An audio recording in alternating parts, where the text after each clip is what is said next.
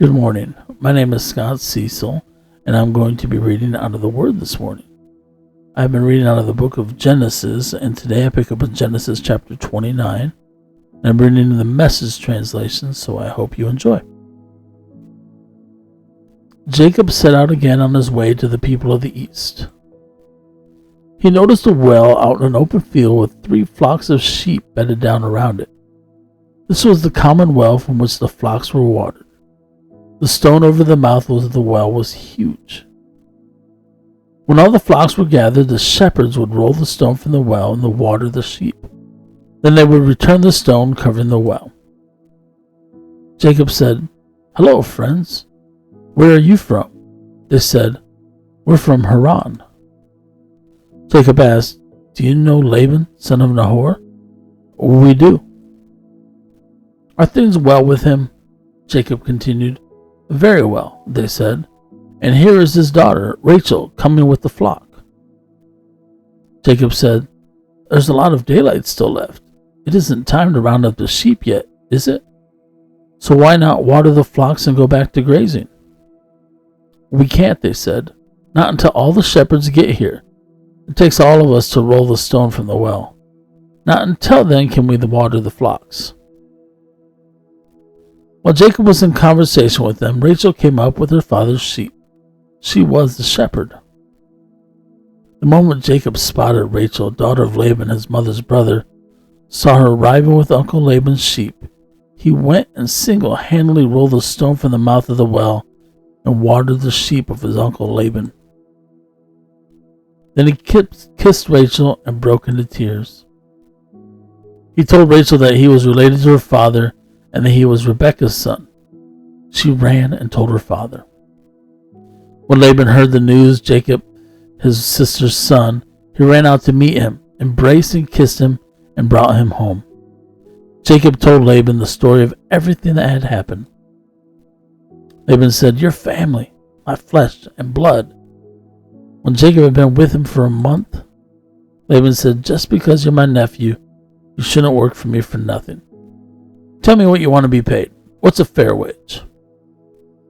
Now Laban had 2 daughters. Leah was the older, and Rachel was the younger. Leah had nice eyes, but Rachel was stunningly beautiful.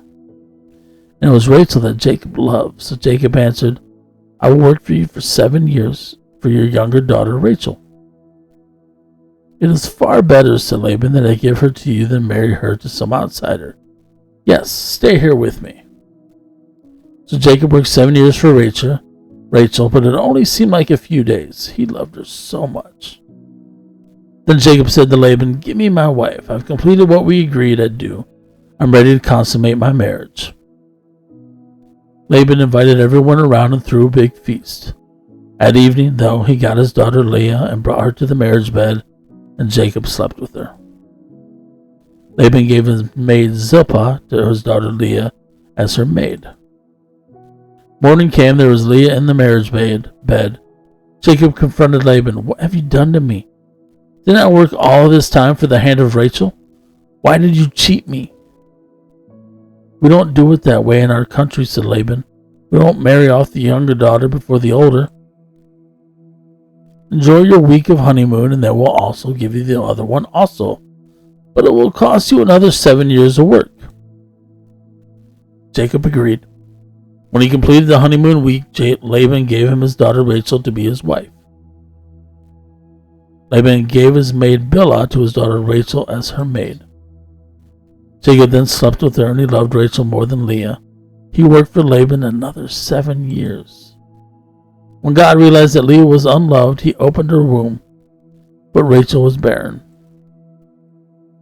Leah became pregnant and had a son. She named him Reuben. "Look, it's a boy. This is a sign," she said, "that God has seen my misery, and a sign that now my husband will love me." She became pregnant again and had another son. "God heard," she said, "that I was unloved, and so he gave me this son also." She named this one Simeon. God heard. She became pregnant yet again. "Another son," she said. "Now maybe my husband will connect with me. I've given him 3 sons. That's why she named him Levi. Connect." She became pregnant a final time and had a fourth son. She said, "This time I'll praise God." She named him Judah. Praise God. Then she stopped having children. Thank you for joining me reading Genesis chapter 29. Please come back next time as we begin Genesis chapter 30. Have a great rest of the day.